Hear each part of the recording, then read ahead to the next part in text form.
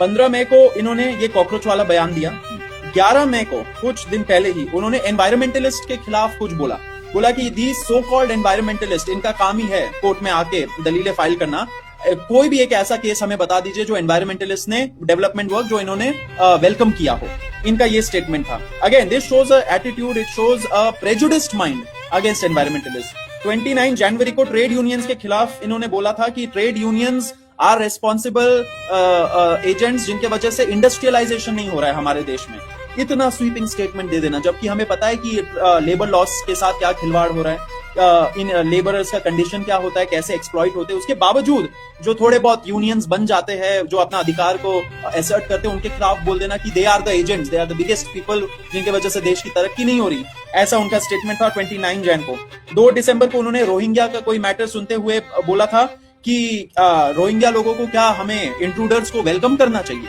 अब देखिए उनके सामने केस कितना सेंसिटिव था कि एलिगेशन था कि पुलिस वालों ने कुछ लोगों को उठा के पुश बैक कर दिया, फेंक दिया दूसरे देश के अंदर। तो ये सारे लीगैलिटी को ना समझ के उन्होंने एक ऐसा इनसेंसिटिव कमेंट दिया कि इंट्रूडर्स को हम लोग क्या वेलकम करेंगे।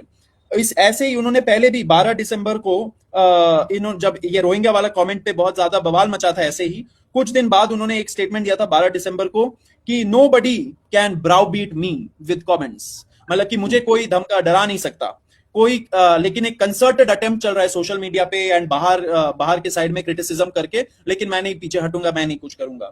3 मार्च 2025 को उन्होंने जर्नलिस्ट लोगों के खिलाफ जिन्होंने ये जो बियर बाइसेप वाला केस चल रहा था उस टाइम पे, उस पे मैंने भी कुछ लिखा था कि फ्रीडम ऑफ स्पीच वगैरह के मामले पे उन्होंने कोर्ट में बोला, सबके सामने ओपन कोर्ट में, कि some brainless people are writing on free speech, we know how to handle them also।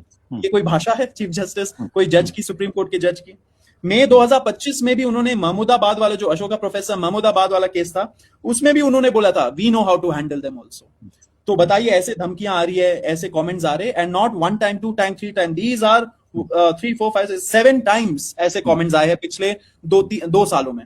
उसके पहले आप एक और चीज बता दूंगा, ये कुछ है राइट विंग के साइड में स्पेशली जो इस सरकार को शायद सपोर्ट करे। देखिए हमें कोई सरकार से लेना देना है नहीं, हमें है इंस्टीट्यूशन का क्या हो रहा है, सुप्रीम कोर्ट का क्या हो रहा है। क्या लोग उसी नजरों से, उसी रेस्पेक्ट के नजरों से सुप्रीम कोर्ट को देखेंगे जब उसका टॉप जज ऐसे कमेंट्स पास कर रहे हैं? नहीं। तो हमारा कंसर्न है what is the institutional image, what is the signal that is going.